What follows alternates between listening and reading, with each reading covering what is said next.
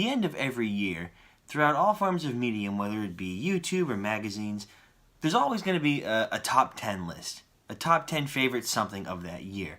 And one that's very popular is the top 10 video games of the previous year. So one game that I noticed that was on the list from pretty much everybody was Resident Evil 7. And how could it not be? It took a lot of the mechanics that were good from Resident Evil 4 and the previous titles and brought with it a fresh new coat that looked really well, played really well, and had a really awesome experience. But the one thing, while people are certainly praising Resident Evil 7 for how good it is, there's always this one little question of, how's Capcom gonna screw it up this time? So, recently, the final piece of the DLC for Resident Evil 7 had come out. And I ended up getting all the DLC at once just because it was cheaper that way rather than to get them all separate. And I gotta say, though Resident Evil 7 was an excellent game by itself, the DLC was not as good as it could have been. Now, it is fair to note that one of the DLCs, Not a Hero, where you play as Chris Fuck Boulders Redfield, was free. And that one is forgivable for it being free. And it looks good and plays good and has some fun mechanics. But it's short. I mean, I beat that DLC in under an hour. And that's how it was for the rest of the DLC too. Now, I have no issues with the vanilla version of Resident Evil 7 as it stands. I do think it's pretty good. But unlike other Resident Evil games, there's not really a lot in the extras. In other Resident Evil games that we've seen was Mercenaries mode, where we could play as different characters, or other missions that are significantly longer than they were in Resident Evil 7. So because the game was so good, you would think the DLC that came with it would be as good. But it's not.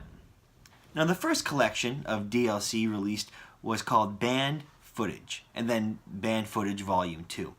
These are a collection of found footage tapes going over some of the events that happened in the Baker Mansion. Now, one of the tapes is kind of like a Nazi Zombies clone, where you play as everyone's favorite cameraman, Clancy. And you go around different rooms, getting items and ammo and just killing zombies. Alright, pretty basic, not really worth $15 by itself, but somewhat enjoyable. Then, there was a second DLC where we play as Clancy again, where it's him in like the main bedroom in the Baker house, and you have to do like a Saw, escape the room kind of deal, while trying to avoid Marguerite, or else she like vomits bugs all over you. And again, this one was really, really good, but it was really short, and there wasn't anything else to it. It was once you solve the room, that was it. And once you know what to do, you can beat it in a couple of minutes. Now the next part, the next found footage, is actually a mini game called Ethan Must Die, where you go through the Baker house when it's like ridiculously hard, like harder than it is on Madhouse, and the point is just to like keep dying and dying again until you get it right. Difficult, grinding, and there is some enjoyment to be had, but again, with those videotapes, not really worth the $15. Now the next package had one called Sisters, where you play as Zoe, a third one with Clancy, and this third mini game is Jack's 55th birthday, and you play as Mia running around the house trying to feed him. It's a bit ridiculous, but again, it's very forgivable, but again, not worth the price. Now the two actual like found footage videos are again okay, but so painfully short that it's almost frustrating. The one where we play as Zoe talks about the events right before Mia and Ethan arrive at the Baker house. What we see Eveline get picked up by Jack Baker, and we see how she corrupts the Baker family.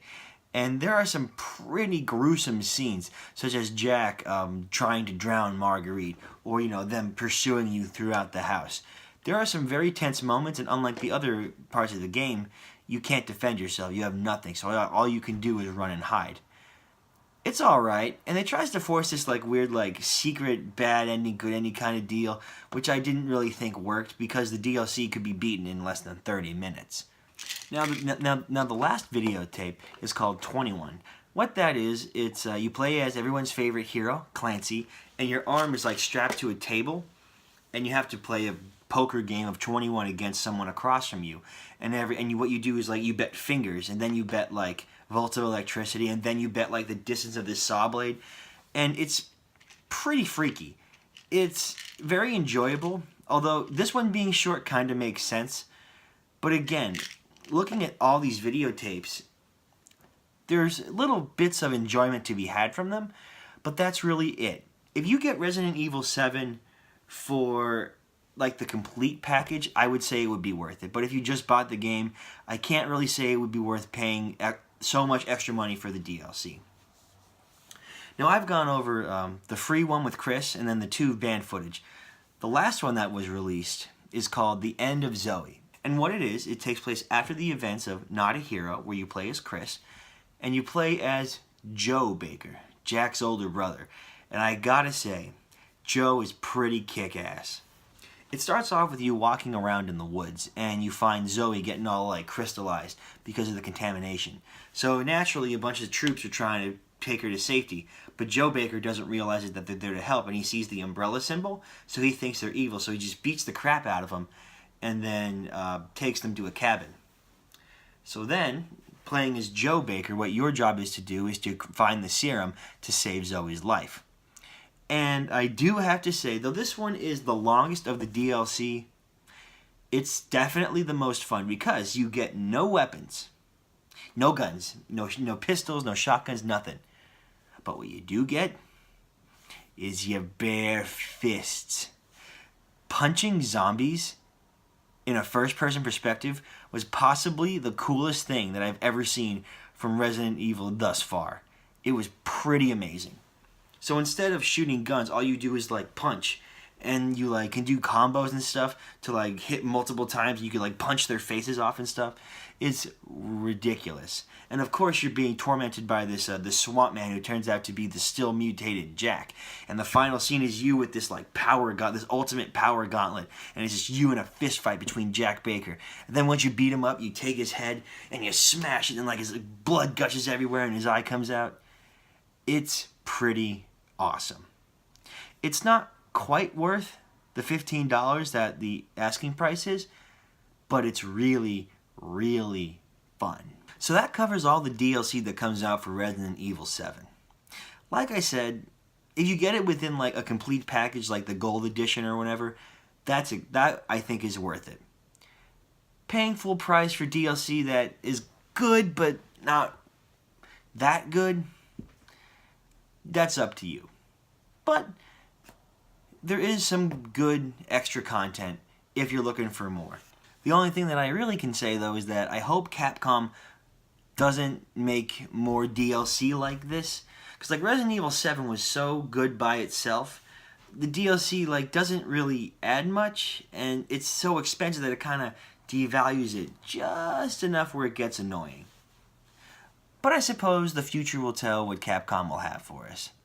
Alright everybody, thank you so much for watching. This has been another episode of Kirk Talk, and I will see you guys in the next one.